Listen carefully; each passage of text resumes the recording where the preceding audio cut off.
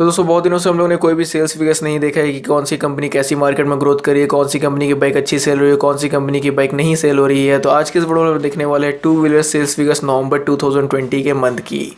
तो इस वीडियो में टोटल मैंने 12 ब्रांड्स को इंक्लूड किया है और यहाँ पे पहले हम लोग बात करेंगे वो सब ब्रांड्स, वो सब कंपनीज के बारे में जिनकी जो सेल्स फिगर्स वो इस लिस्ट में कम है। फिर धीरे धीरे हम लोग बात करेंगे वो सब कंपनीज के बारे में जिनकी सेल्स फिगर्स काफी ज्यादा हाई है। तो वीडियो चालू करने से पहले मैं आप लोगों को यहाँ पर रिक्वेस्ट करना चाहूंगा कि जिन लोगों ने अभी तक से चैनल को सब्सक्राइब नहीं किया वो लोग जोर से सब्सक्राइब कर लीजिएगा ऐसी और इन्फॉर्मेटिव वीडियोस देखने के लिए। नीचे दिए हुए रेड बटन को प्रेस करके आप लोग चैनल को सब्सक्राइब कर सकते हैं। साथ ही में बेल आइकन को भी जरूर से ऑन कर लीजिएगा ताकि आप लोग न्यू वीडियोस के नोटिफिकेशंस मिस ना करने पाओ। और वहीं अगर कोई वीडियो पसंद आता है तो उसको लाइक करना बिल्कुल भी मत भूलिएगा। साथ ही में कोई दूसरी बाइक कार से रिलेटेड अगर कोई इन्फॉर्मेशन चाहिए तो डायरेक्टली आप मेरे से इंस्टाग्राम में बात कर सकते हैं। इंस्टाग्राम की लिंक नीचे आपको डिस्क्रिप्शन बॉक्स में मिल जाएगी। So without any further do let's start this video. तो दोस्तों यहाँ पे जो 12 नंबर पे कंपनी है यहाँ पे हम लोग बात कर रहे हैं एक अमेरिकन बाइक मैन्युफैक्चरर कंपनी के बारे में और वहीं 12 नंबर पे है हार्ली डेविडसन। तो इससे पहले आप लोग यहाँ पे ये बोलो कि हार्ली डेविडसन तो इंडिया में बंद हो गई, तो भला इसकी सेल्स फिगर्स बता के हम लोग क्या कर रहे हो। तो दोस्तों मैंने आपको अपनी पहली वाली वीडियो में भी बताया हुआ है कि हार्ली डेविडसन ने वापस से इंडिया में कम बैक कर लिया और साथ ही में अगर कोई कंपनी बंद भी हो जाती है तो उसके पास भी काफी सारे स्टॉक्स बच जाते हैं, तो वो सब स्टॉक्स भी काउंट होते हैं कोई भी मंथ के सेल्स फिगर्स में।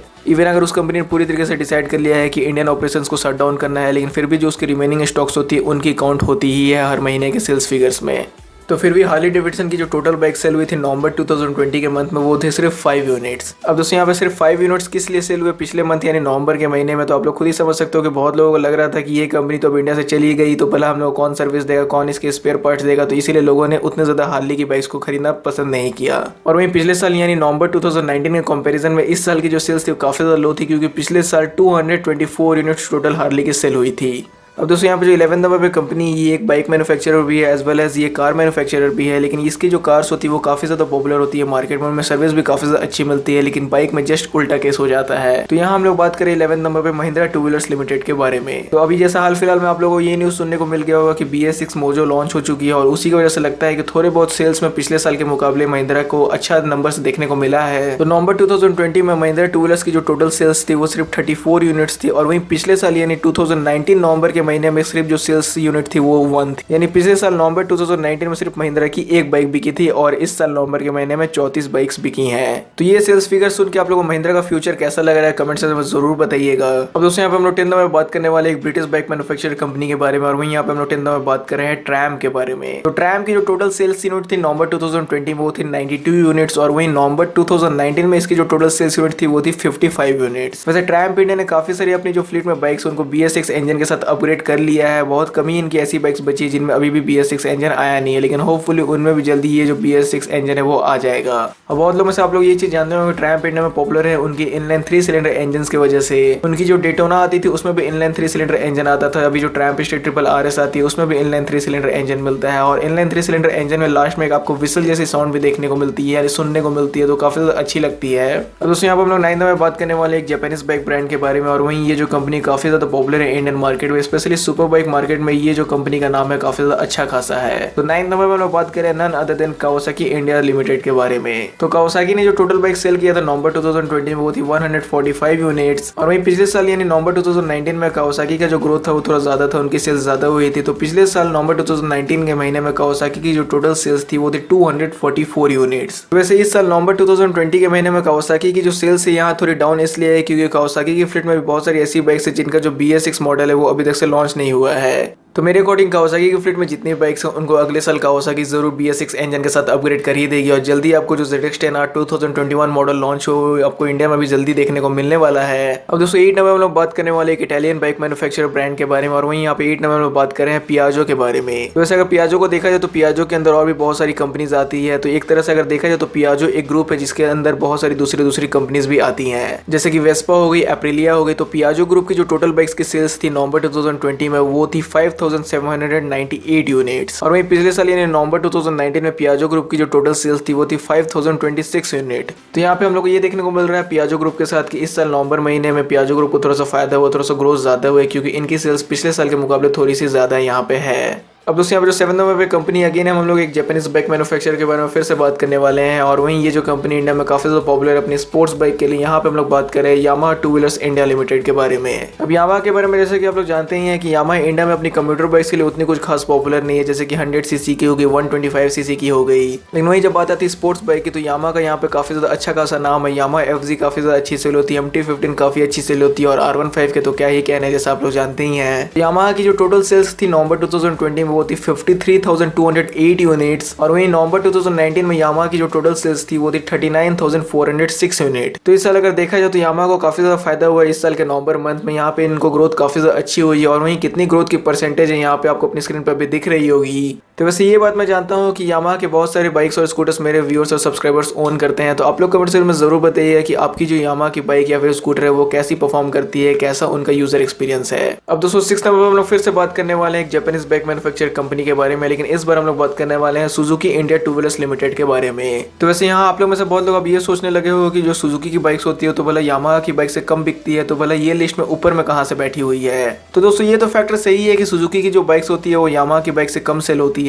लेकिन सुजुकी के पास एक प्रोडक्ट ऐसी है जिसकी वजह से वो लिस्ट में थोड़ी ऊपर नंबर पे आके बैठ जाती है और वो है उसकी एक्सेस। जी हाँ दोस्तों, सुजुकी एक्सेस 125 सुजुकी इंडिया का काफी सक्सेसफुल प्रोडक्ट है और वही स्कूटर का जो नाम है हमेशा टॉप 10 सेलिंग लिस्ट वाली जो स्कूटर्स होती है उनमें होता ही होता है। और बस सुजुकी एक्सेस की वजह से सुजुकी की जो ओवरऑल सेल्स यूनिट है ये काफी ज्यादा बढ़ जाती है। तो Suzuki two wheelers India limited की जो टोटल सेल्स थी वो नवंबर 2020 में थी 57,429 यूनिट्स और वहीं पिछले साल ये नवंबर 2019 में थी 60,855 यूनिट्स। तो थोड़ा बहुत घाटा देखने को मिला है सुजुकी को इस साल के नवंबर 2020 के मंथ में। अब दोस्तों यहाँ पे जो 5th नंबर कंपनी है, इस कंपनी के जो फैनबॉयज लोग होते हैं, अगर उन लोगों ने एक बार ठान ली होती है कि इसी कंपनी की बाइक लेनी है तो नो मैटर उन लोगों को मार्केट में कोई दूसरी बाइक्स मिले, चाहे कम दाम पे मिले या फिर ज्यादा दाम पे मिले, लेकिन वो लोग इसी कंपनी की बाइक लेते हैं क्योंकि इस कंपनी का जो ब्रांड इमेज है वो काफी ज्यादा अच्छा है इंडियन मार्केट में और बहुत लोगों को एक अलग ही अटैचमेंट है इस ब्रांड के साथ। और वहीं 5th नंबर में बात कर रहे हैं none other than Royal Enfield के बारे में। वैसे अगर आप लोगों ने यहाँ पे मेरे को ऑलरेडी गेस कर लिया था कि कौन सी कंपनी की मैं बाइक के बारे में बात कर रहा था तो कमेंट से मैं जरूर बताइएगा। तो अब रॉयल एनफील्ड के अगर सेल्स फिगर्स को देखें तो रॉयल एनफील्ड की जो टोटल सेल्स थी नवंबर 2020 में वो थी 59,084 यूनिट और वहीं पिछले साल यानी नवंबर 2019 के मंथ में इसकी जो सेल्स यूनिट थी वो थी टोटल 58,292 यूनिट्स। तो बहुत ज्यादा कुछ यहाँ पे डिफरेंस नहीं है पिछले साल और इस साल के नवंबर के मंथ में, हल्का फुल्का से यहाँ पे रॉयल एनफील्ड को ग्रोथ देखने को मिला है। अब दोस्तों 4th नंबर हम लोग बात करें एक इंडियन बाइक मैन्युफैक्चर कंपनी के बारे में और वहीं ये कंपनी जानी जाती है इंडिया में अपनी वैल्यू फॉर मनी बाइक्स के लिए, क्योंकि कम से कम प्राइस में ये कंपनी ज्यादा से ज्यादा फीचर्स ऑफर करती है। जैसा प्लेटिना एज गियर में आपको मिलता है, 5th गियर मिलता है, गियर पोजीशन इंडिकेटर मिलता है। तो प्लेटिना से आप लोग यहाँ पे समझ ही गए होंगे कि कौन सी कंपनी के यहाँ पे मैं बात कर रहा हूँ। तो 4th नंबर में बात कर रहे हैं हम लोग बजाज ऑटो के बारे में।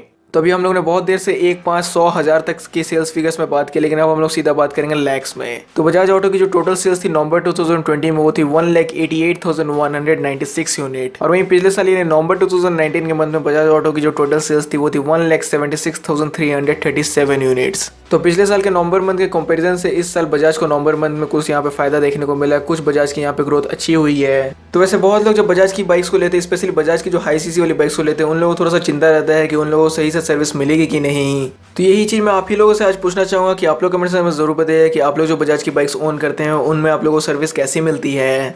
अब दोस्तों 3rd नंबर पे हम लोग अगेन बात करने वाले हैं एक इंडियन बाइक मैन्युफैक्चरर के बारे में और वहीं इस बार हम लोग बात करने वाले हैं टीवीएस ऑटो लिमिटेड के बारे में। तो बजाज भी अपनी बाइक में लगभग फीचर्स दे ही देती है, लेकिन टीवीएस जैसी फीचर्स देना कोई भी ब्रांड के लिए काफी ज्यादा मुश्किल की बात है, क्योंकि जैसा फीचर्स टीवीएस प्रोवाइड करती है वैसे कोई दूसरी ब्रांड की बाइक्स में देखना काफी ज्यादा मुश्किल है। क्योंकि 200 सीसी में आपको राइडिंग मोड्स मिल जाती है, 125 सीसी स्कूटर के साथ आपको ब्लूटूथ फंक्शन मिल जाता है। अभी हाँ बहुत सारी स्कूटर्स के साथ आपको ब्लूटूथ फंक्शन मिल रही है, लेकिन एंटॉर्क में ये पहली बार आया था। तो इसलिए यहाँ पे ये कहना बिल्कुल भी गलत नहीं होगा कि टीवीएस इंडिया में वो कंपनी है जो कि सबसे ज्यादा फीचर्स प्रोवाइड करती है अपनी बाइक्स और स्कूटर्स के साथ। तो टीवीएस की जो टोटल सेल्स यूनिट थी नवंबर 2020 में वो थी 2,47,789 यूनिट्स और वहीं पिछले साल यानी 2019 नवंबर में इसकी जो टोटल सेल्स थी वो थी 1,91,222 यूनिट्स। तो इस साल टीवीएस को काफी अच्छा ग्रोथ देखने को मिला है इस साल के नवंबर महीने में। अब दोस्तों इस लिस्ट में जितनी भी ब्रांड्स थी सभी की मैंने आपको इन्फॉर्मेशन दे दी, 12th नंबर से लेकर 3rd नंबर तक जितनी भी ब्रांड्स की इन्फो थी सभी मैंने आपके साथ शेयर कर दी। तो इस लिस्ट में बस अभी ऐसी 2 ही ब्रांड्स बची है। तो आप लोग अभी कमेंट में जरूर गेस करिएगा कि 1st नंबर पे कौन सी ब्रांड है और 2nd नंबर पे कौन सी ब्रांड है। तो 50,000, 1 लाख, 2 लाख के सेल्स फिगर्स के बारे में बहुत अब हम लोग ने बात कर लिया। अब हम लोग सीधा बात करेंगे 4 से 5 लाख वाली सेल्स फिगर्स के बारे में।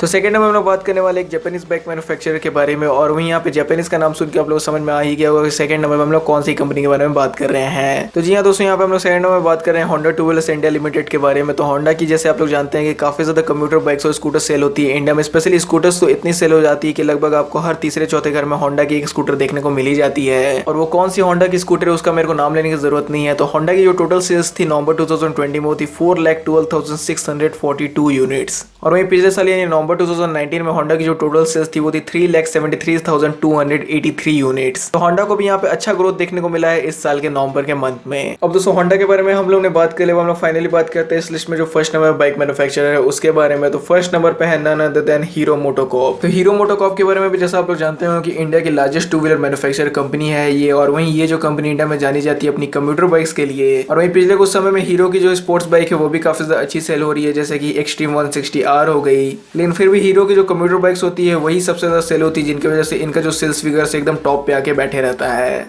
और ये हीरो की सेल्स नंबर्स को अचीव करवाने में कौन सी बाइक मदद करती है हीरो की, ये चीज आप लोगों को ऑलरेडी पता ही होगी। तो नवंबर 2020 में हीरो मोटोकॉर्प की जो टोटल सेल्स थी वो थी 5,75,957 यूनिट्स। और वहीं पिछले साल यानी नवंबर 2019 में हीरो की जो टोटल सेल्स थी वो थी 5,05,994 यूनिट्स। तो हीरो को भी यहाँ पे अच्छा खासा ग्रोथ देखने को मिला है इस साल के नवंबर महीने में। तो अब दोस्तों फाइनली इस लिस्ट में जितनी भी 12 बाइक ब्रांड्स थी सभी की इन्फॉर्मेशन मैंने आपके साथ शेयर कर दी। कितनी उन लोगों की सेल्स हुई थी नवंबर 2020 में, कितनी सेल्स हुई थी नवंबर 2019 में। साथ ही में यहाँ पे मैंने आपको एक आइडिया भी दे दिया कि कौन सी कंपनी इंडिया में कैसी परफॉर्म करी है, किनकी ग्रोथ कितनी ज्यादा है, किनकी जो ग्रोथ है वो यहाँ पे कम हुई है। तो अगर कोई वीडियो पसंद आता है तो जरूर से लाइक कर दीजिए, चैनल को सब्सक्राइब नहीं किया तो सब्सक्राइब भी कर दीजिएगा। और वहीं आपको ये वीडियो देखने के लिए थैंक यू।